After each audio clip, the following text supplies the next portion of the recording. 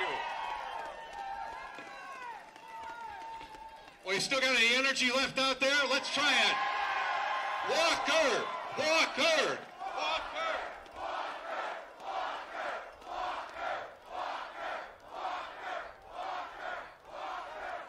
Poor guys on the other side didn't know what they were meant.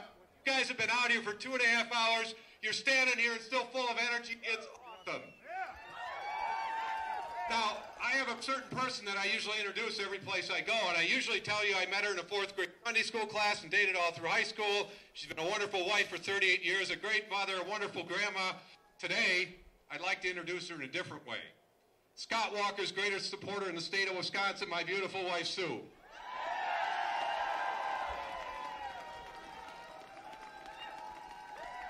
Now, one more thing. You all know I'm running for the United States Senate, and that Senate race is very important. It's very important.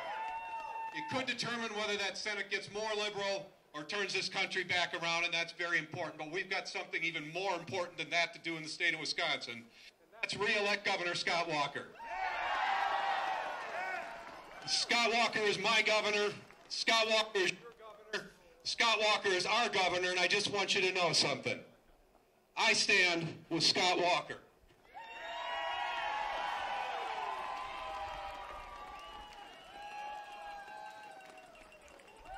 You all don't have one of these, you better get them.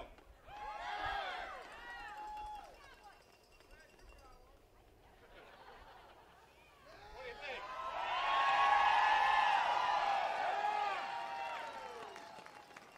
You know, a lot of our elected officials aren't here anymore, but can we give them one more great big round of applause? Rebecca Clayfish, the Assembly, the Senate, those guys have done a great job to preserve the great state of Wisconsin.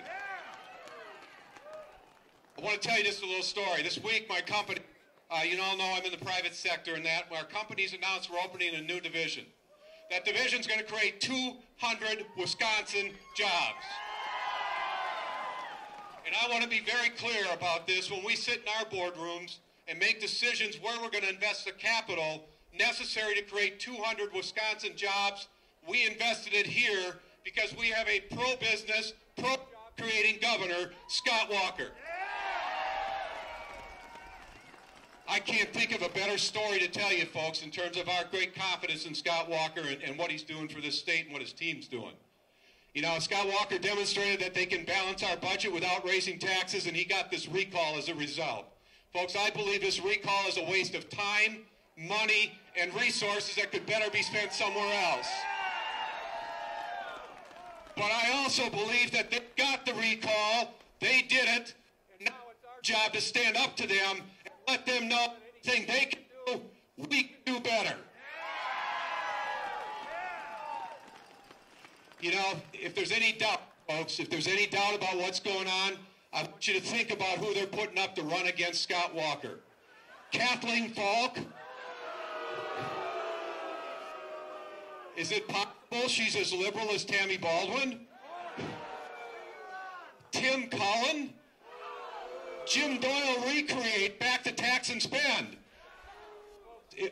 I ask you, once again, are we up to the task to show them that anything they can do, we can do better? Folks, America's in trouble. I don't think there's any doubt that the debt, the $15 trillion of debt that they've run up, $5 trillion in the last 4 years from Barack Obama by himself, has got America in a very serious situation. It is about time that we end the job-killing Obamacare. It's about time that we pass a balanced budget amendment to our Constitution. And speaking of the Constitution, it's about time that our federal government starts adhering to the principles of our founding fathers in the Constitution of the United States of America. You know, I look at this group, and I just don't think those guys know what they were doing. Somebody once said about another situation in American history that they've awakened a sleeping giant. Folks, I think they've awoke a sleeping giant here in the state of Wisconsin. Everybody in this nation is watching Wisconsin. The heart and soul of this great nation is dependent upon what we do here.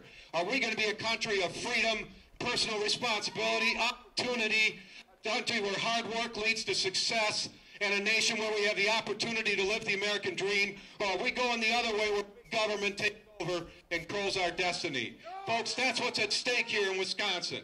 Look, Scott Walker got this budget balanced. He did it without raising taxes, and we need to carry that to the national level. Folks, we can turn this country around. I want you to get ready. It starts with re-electing Scott Walker. Then we're going to re-elect Rebecca Clayfish. We're going to hold the Senate. And then we're going to have a clean sweep in the fall, and for once and for all, these liberal ideas are going to be out of America.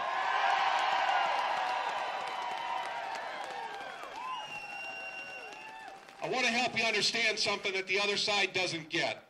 Early this summer, Sue and I made a decision in our family we would get into this race for the United States Senate. Now, my 3 kids, one of them's got 3 kids in his family, my grandchildren, and they had a house talk about what it meant for running for the United States Senate and how that would affect their lives. I wasn't privy to that talk. After that talk, they came over to our house. Folks, this is a wonderful story that the other side doesn't get. I was sitting on my steps as they were about to leave, and my son Andy says to my grandson, 3 years old, Charlie, he says, Charlie, tell Grandpa why he should run for the United States Senate. Charlie, 3 years old, strong, solid voice. Grandpa, tell him to quit spending my money. This is the greatest nation in the world, the United States of America, and the eyes are on Wisconsin to lead us out of this mess we're in, back into a bright future where hopes and dreams and opportunities and the American dream is alive and well. That's what this is all about. Elect Scott Walker, re-elect Scott Walker, hold the Senate, keep Rebecca Clayfish, and thank you, and God bless you all.